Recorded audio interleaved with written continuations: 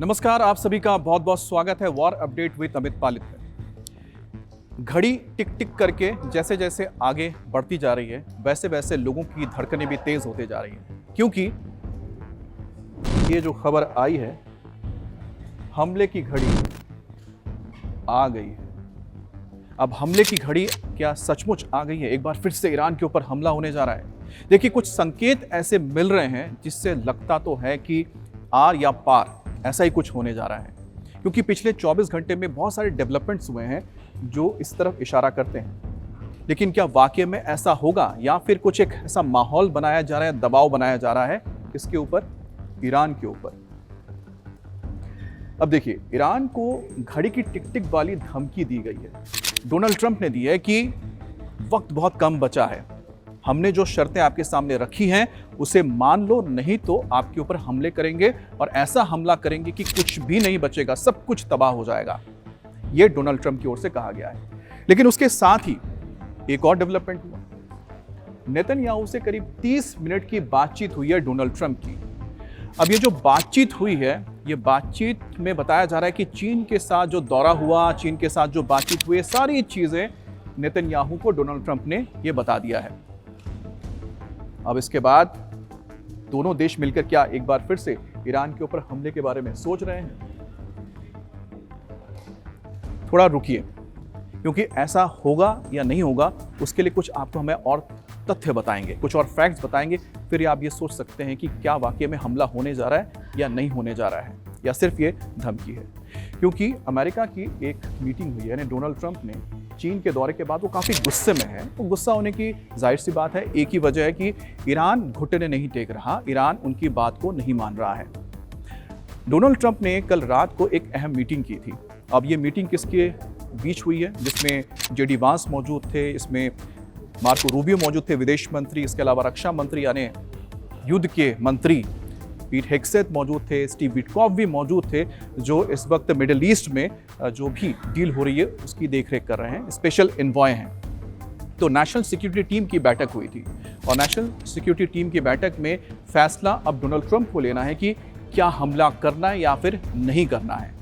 लेकिन इस बीच पाकिस्तान के मंत्री मोहसिन नकवी पाकिस्तान दौरे पर गए और ये जो इनका दौरा था पाकिस्तान के मंत्री का, ये ठीक जैसे ही चीन से रवाना हुए डोनाल्ड ट्रंप और ठीक उसके बाद मोहसिन नकवी पहुंच गए तेहरान। और इस दौरान उनकी वहां पर मौजूद नेताओं से बातचीत हुई है, राष्ट्रपति पेजेश्कियान से भी बातचीत हुई है। लेकिन जब वो गए तो क्या खाली हाथ गए थे? नहीं, खाली हाथ नहीं गए थे। देखिए, अब इसमें सबसे महत्वपूर्ण क्या है कि जो ये पाकिस्तान है, पाकिस्तान के साथ चीन के रिश्ते आप जानते हैं बहुत ही मधुर संबंध है, बहुत ही अच्छे संबंध हैं। अमेरिका के साथ इस वक्त पाकिस्तान के संबंध अच्छे हैं और डोनाल्ड ट्रंप इनका इस्तेमाल भी कर रहे हैं। और ईरान के साथ भी इस वक्त चाहे वो पाकिस्तान हो या फिर चीन हो, दोनों के अच्छे रिश्ते हैं और खासतौर पर ईरान के साथ बेहतरीन रिश्ते हैं। और इसीलिए माना जा रहा है कि कुछ चीज़ें भेजी गई थी, किनके हाथ? मोहसिन नकवी के हाथ। जो पाकिस्तान के मंत्री हैं, इनके जरिए कुछ नए प्रपोजल भेजे गए थे और नया प्रपोजल जो भेजा गया था वो क्या है आपको बताते हैं। ये 5 बड़ी शर्तें अब रखी गई हैं। ये 5 बड़ी शर्तें इस वक्त डोनाल्ड ट्रंप ने भेजी है ईरान के पास, क्योंकि जो चीन से बातचीत हुई थी उसके बाद एक नया मसौदा तैयार किया गया और उसके बाद भेजा गया कि इस पर अगर चीन बताता है ईरान को या फिर दबाव पड़ता है तो शायद मान जाए। तो पहला इसमें है कि अमेरिकी प्रतिबंधों और अपनी नीतियों से ईरान को हुए नुकसान के लिए किसी भी तरह का कोई मुआवजा नहीं देने वाला। इसमें कुछ नया नहीं है, पहले भी कहा था कि ईरान को कोई मुआवजा नहीं मिलेगा। दूसरा है कि 400 किलोग्राम एनरिच यूरेनियम वो वाशिंगटन को देना पड़ेगा और ईरान अपने परमाणु सुविधाओं में से सिर्फ एक को जारी रख सकता है, जो भी उसके न्यूक्लियर फैसिलिटीज़ हैं उसको जारी रख सकता है। तो ये एक महत्वपूर्ण पॉइंट है जो इसमें ऐड किया गया है कि कोई एक फैसिलिटी वो अपना रख सकता है कायम। ईरान के विदेशों में जो संपत्ति जमा है उसमें से कुछ भी रिलीज करने के लिए फिलहाल अमेरिका तैयार नहीं है। और अमेरिका जो चाहता है कि जो अलग अलग मोर्चों पे लगातार ईरान या फिर उसकी जो प्रॉक्सीज़ हैं, जैसे कि हमास है या फिर हिजबुल्ला है या फिर हुतीज़ हैं, वो किसी भी तरह की कोई भी संघर्ष को आगे कंटिन्यू नहीं करें, किसी भी तरह की यहाँ पर लड़ाई को या समर्थन नहीं देगा। तो कुल मिलाकर ये 5 नए ऐसे आप देख सकते हैं 5 ये शर्तें रखी गई हैं जो अब ईरान के पास भेजी गई हैं।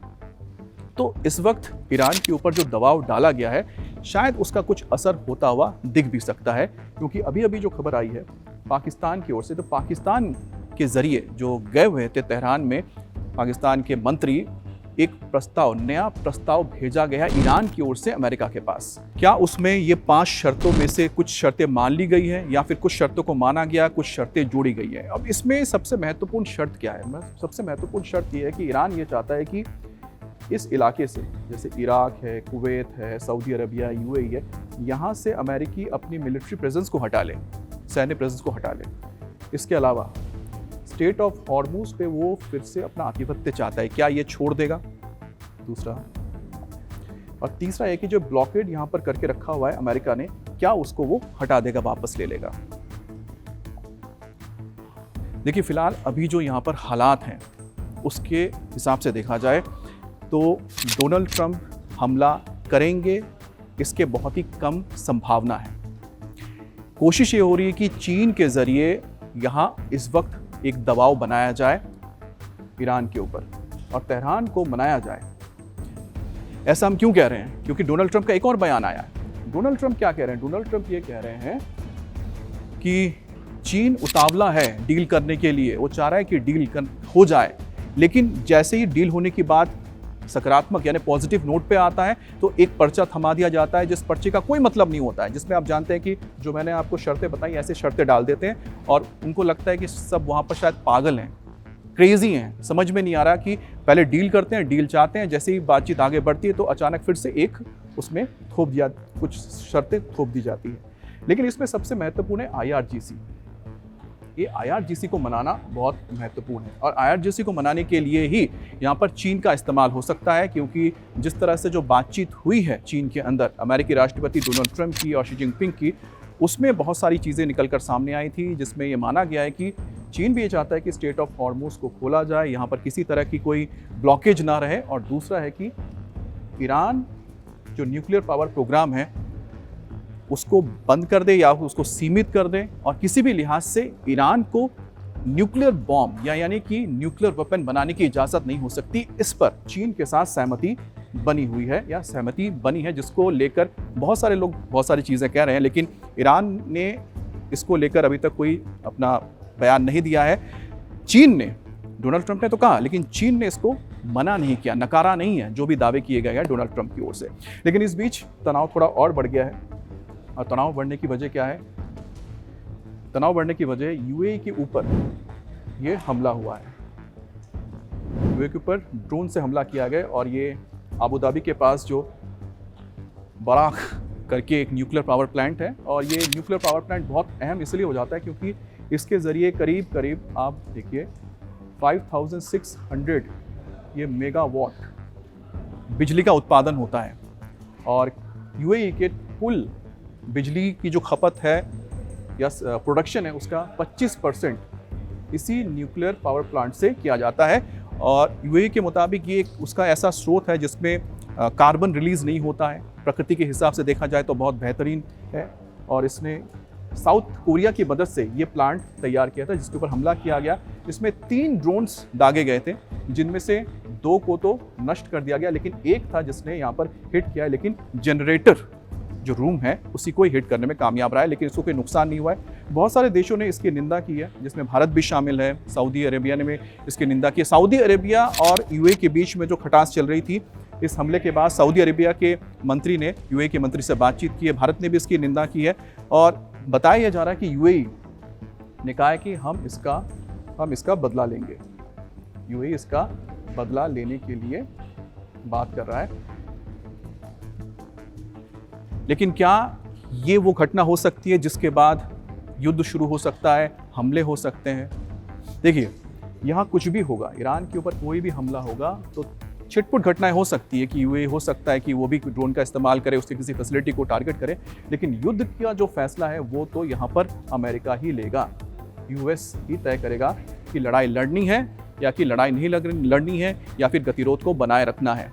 लेकिन फिलहाल तनाव बड़ा है, लेकिन तनाव बढ़ने के साथ साथ जो ईरान की ओर से नया प्रपोजल आया है, ईरान की ओर से जो नया प्रपोजल आया है, जो पाकिस्तान के ज़रिए प्रपोजल भेजा गया है, पाकिस्तान की ओर के ज़रिए जो भेजा गया है, इस पर अमेरिका क्या इस वक्त डिसीजन लेता है, क्या फैसला करता है, वो देखने लायक होगा। तब तक ये मान के चलिए कि फ़िलहाल यहाँ पर युद्ध की जो घंटी या घड़ी है वो टिक टिक टिक टिक करती रहेगी, लेकिन आप कह सकते हैं जो अलार्म बजता है ना, अलार्म नहीं बजने वाला है। इसकी एक और वजह चलते चलते मैं आपको बता दूं, क्योंकि इस एरिया में यानी पर्शियन गल्फ और रेड सी के इस एरिया में अमेरिका के कई सारे एयरक्राफ्ट कैरियर्स यहाँ पर तैनात किए गए थे।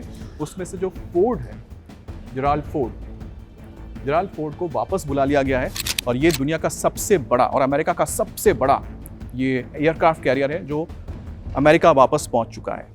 और अगर ईरान के ऊपर हमले करने होते, ईरान के ऊपर अगर और ज़्यादा हमला करना होता और वहाँ पर युद्ध की अगर संभावनाएं बहुत ज़्यादा खतरे वाली होती, तो शायद ही अमेरिका अपने इस बड़े जंगी बेड़े को यानी कि यूएस एयरक्राफ्ट कैरियर को, यूएसएस जेराल्ड फोर्ड को वापस अमेरिका नहीं भेजता।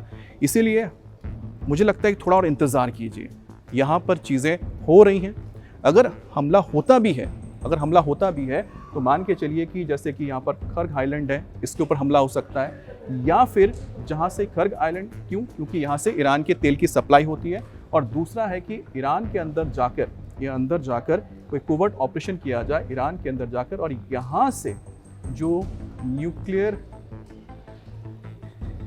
फ्यूल है उसे लेकर बाहर आया जा सकता है। लेकिन इसकी संभावना अभी देखनी होगी कि क्या आगे अमेरिका वाकई में ही ये कोवर्ट ऑपरेशन करता है, या फिर खर्ग आइलैंड पर हमला करता है, या फिर बातचीत के जरिए ये मसला सुलझ जाता है।